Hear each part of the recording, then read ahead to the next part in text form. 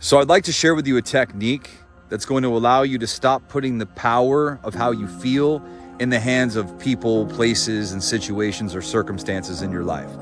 This technique right here will completely revolutionize the way that you handle adversity or just anything that happens in your life that makes you feel a certain type of way. So this technique, again, is called the box technique. I've been using this in my experience in clinical counseling for a very long time, and it has literally revolutionized the way that people do life. So number one, what I want you to do is I want you to draw a box, okay? And I want you to divide that box into 3 parts, okay? And it should look just like this, okay? And on the top left, you're gonna have the situation, okay?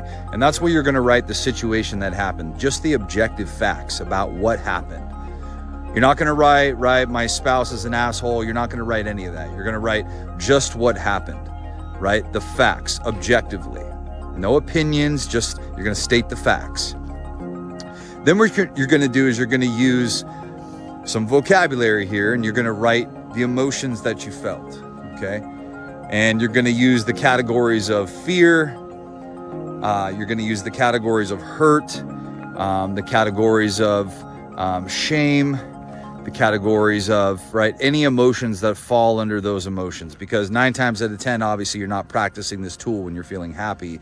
You're practicing this tool when you're feeling specific negative emotions that you're desiring to change. So list the emotions in the emotion box. And then what I want you to do is I want you to use an I statement, okay, that identifies your perception about the event.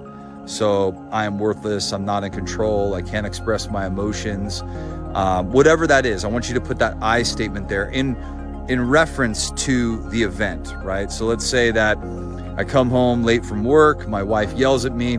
That's the situation. It makes me feel angry, it makes me feel hurt, it makes me feel afraid, it makes me feel ashamed, and it makes me feel worthless. Okay, and then the perception is that I'm not good enough, that I'm not in control, that I can't show my emotions, that I should have done something, okay, whatever those perceptions are. And as you write those, what I want you to do is I want you to ask yourself, right, how many times have you thought that way and felt that way about yourself right now? How many times have you thought that way and felt that way about yourself? Okay, the next step is to identify, right, that if you thought that way and felt that way about yourself, okay, prior to that event happening, then you can recognize how those thoughts and feelings are more of just a pattern. They're more of a program in your life happening unconsciously.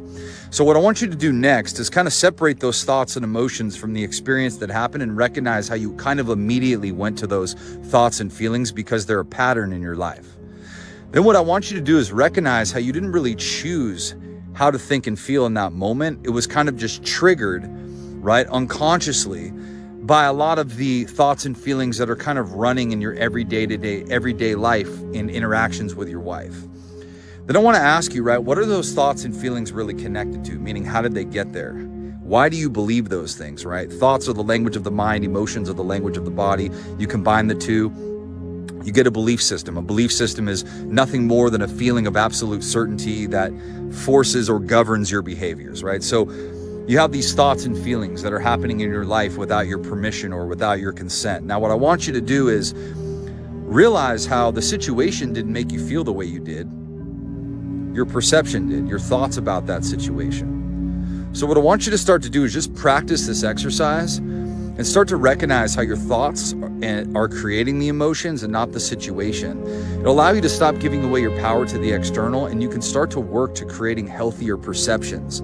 As you start to recognize how the more that you fire these perceptions, right, the more that you're going to wire them, the more they're going to become ingrained in you. So the practice here is to step away from these perceptions and start to question what you're thinking.